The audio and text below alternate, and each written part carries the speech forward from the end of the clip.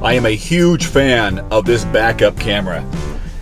It is large and in charge and makes backing up super easy. Lane lines that bend as you turn the steering wheel actually stays on for a couple of moments as you begin to drive forward, so I like that. Sensors all around it, so it'll go off if you are in danger of hitting something. So safety wise, big thumbs up for this backup camera system. Hey, welcome back once again to Everyman Driver. I'm Dave Erickson. Thanks so much for watching, and thank God I got a new vehicle to review this week. This here is a 2016 Ford Explorer, which comes in 5 trim levels: Base, XLT, Limited, Sport, and the Platinum, which we have here. Beautiful vehicle, great drive, and 3 powertrains available, one of which is new. So today, a detailed drive and review. Let's get started. Damn.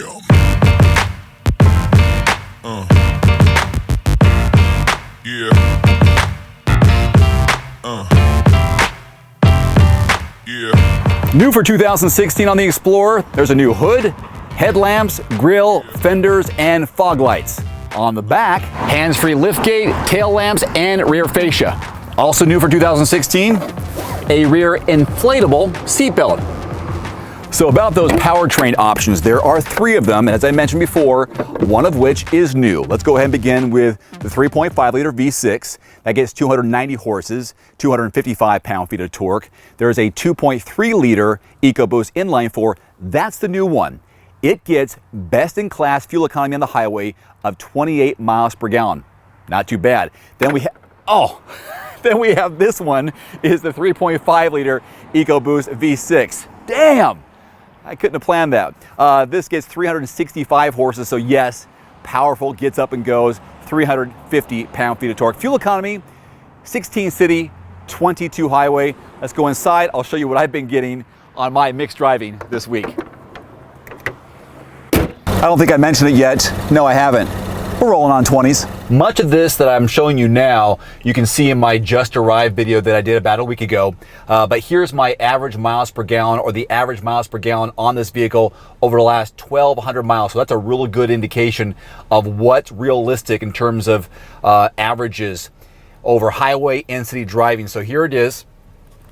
There on the left-hand side, you can see 1,232 miles, 19.1 has been the average so far. So right there in the wheelhouse of what Ford is projecting, so things are on target there. Here's a closer look at the infotainment system, which is a touchscreen, and there's 4 quadrants of information that you can work with. So let's say I'll show the navigation, like home button here, navigation up there, so you can kind of see where we are map-wise in North Spokane, Washington. Just go back by hitting the home button. Now, Sync is replacing Sync with My Ford Touch on the Base and XLT models. You should see it roll out on all trim levels in 2017, so we still have the original system. Otherwise, down below, I think this is pretty. Pretty is kind of an interesting word, but okay. Colorful, clear, nice buttons, as well as a dial. So climate controls there, audio system, camera, so if I want to see what it looks like in the back, I can do that there. And little sensors will go off, depends on what is around you. Whenever I go through a drive-through, they go off because I'm just close to the wall. You can see that there. Here is your drive management system, which I'll talk about in more detail a little bit later, so you can change, depends on your terrain.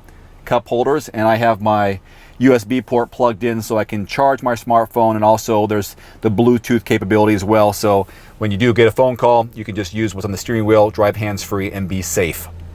Some of the vehicles that compete with the Explorer for 2016: Buick Enclave, Dodge Durango, nice choice, GMC Acadia, Honda Pilot, always a popular comparison, and my family vehicle, the Jeep Grand Cherokee. So some of the vehicles that are rivals with the Ford Explorer. So you have multiple ways to open the liftgate of the Explorer in 2016, one of which is new, and that's a hands-free liftgate, and that's where you kick underneath the bumper, it opens up. Otherwise, there's a push button inside the cabin. There's one here on the key fob, double click that. You can also put your hand here in this latch and it pops up. So let's go ahead and do the hands-free since it's new this year. So easy underneath here. Vehicle must be locked when you do this. Key fob on you, then it opens up automatically. When you're done, like most vehicles nowadays, There's a button here along the edge. Press that, it'll close up on its own. So behind this back row of seats, there are 3 rows. You have a 6 passenger configuration and a 7 passenger configuration. We have the 6. So behind this back row of seats, you're looking at 21 cubic feet of storage right in here. Now we can fold those down. To do that, we just press down the buttons here on the side. We have a stow option, which is going to fold them flat. It's going to take a moment here. Closes them up, brings them down into that compartment where we could have that extra storage. Now you're looking at just under 44 cubic feet of volume for storage. Now you can fold down that middle row, and once you do that, you're looking at 81.5 cubic feet of volume. Now, the cool thing about this is that basically you have to return it back to a normal spot, press the button, it goes back up, and you're good to go. Press this, walk away, and it's all done. A lot of push buttons in 2016 and 2017 and 2014 and 2015 and 2013. Let's give you a look at real world backseat legroom and headroom. In the middle seat for my size, I'm 5'11". You don't care how much I weigh, but if you are asking, about 188. Here's my legroom between my knees and the back of the seat. My position as a driver up front, so that's realistic. If I was sitting behind myself, this is what I look like. There's even an additional indent here, so makes even more room. Compartment for, I like to say, iPad, tablet, magazines, those kind of things, so that's good. Very spacious in the middle row. A lot of space overall inside the Explorer. Some people have complained, and I think I mentioned this, or I will mention this, that people feel like this might be a little too low. You know, I'm right on the verge of 6 feet tall. I don't think it's a problem too much for me, but everyone has a complaint. I find it very comfortable. Nice armrest here in the middle. So that's there. So you kind of give up that extra passenger in the middle, but you have extra space to be comfortable. Some cup holders there. So I like it. And both these seats are beautiful, platinum trim level. So you have all the good stuff there. And even climate controls down the middle that can keep the middle row passengers warm or cool, depends on the time of year. One of the big questions is, what about that third row? Is it easily accessible? Can a full-size adult get back there, or is it just reserved for kids? Access is surprisingly easy. Hope you can see okay. Close it down, lift it up. And I like the fact that this is not a spot for 3 people, because realistically it's not. It's definitely for 2 people. And if I'm sitting side by side with myself, I think I'd be okay.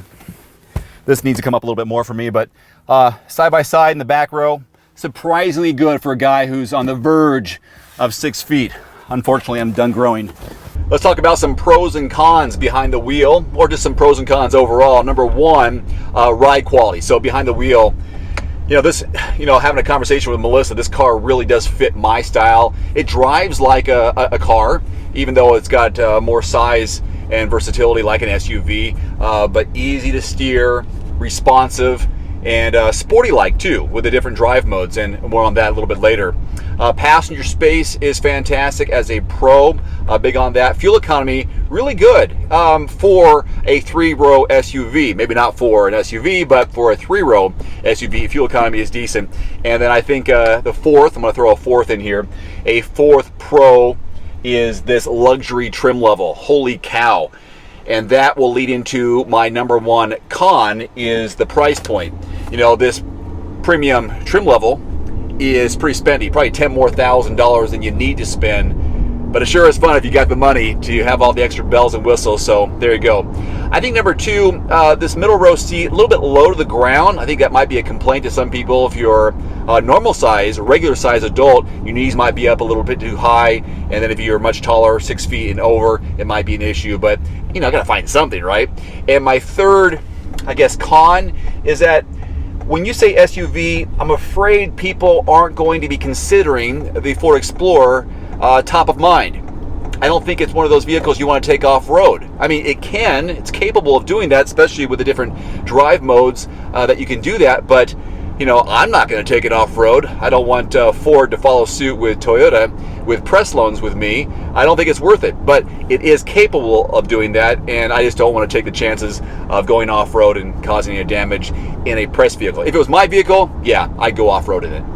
Now, I've pulled over for this segment because I'm going to talk about the different driving modes, and all the controls are right here just below your shift knob. This is intelligent four-wheel drive with terrain management system. This is what Ford calls it. There's 4 of them. First of all, we're in normal, obviously, for driving under normal conditions, building up momentum. Second one I have here is sand. This one goes up 2 notches, and you can see all the information in the instrument cluster, so it lets you know what mode you're in. So sand for deep sand, rutted conditions. This optimizes torque to provide increased traction. Now we'll go to 1 dial up, and it shows snow, gravel, grass mode is active. Obviously, for snow, slippery conditions, this limits torque to the wheels to provide better control. And the 4th one I have here, yes it is, this is the mud and rut mode control. It is active. Switching the throttle to a more aggressive mode. This limits upshifting and desensitizes stability control, so you have that. This also has a shift on the fly, so you can do this as you're going. Also includes hill descent control. So there you go on the driving modes. So the MSRP range here on this 2016 Ford Explorer between $30,000 and $53,000. That's quite the range, but really depends on which trim level you go with, which engine choice, and all the other good stuff, extras. Of course, I got the Platinum with the biggest engine possible. Certainly fun to drive around town. I like the upgrades they've done on it, on the outside as well as the inside. And when it comes to off-road capability, depends on where you live. I think those will take care of you. Just a matter of how much you want to load it up with. It's definitely worth a look and absolutely a test drive on-road or off. Until next time, I'm Dave Erickson with Everyman Driver. Thanks so much for watching. I appreciate it. We'll see you next time. Adios.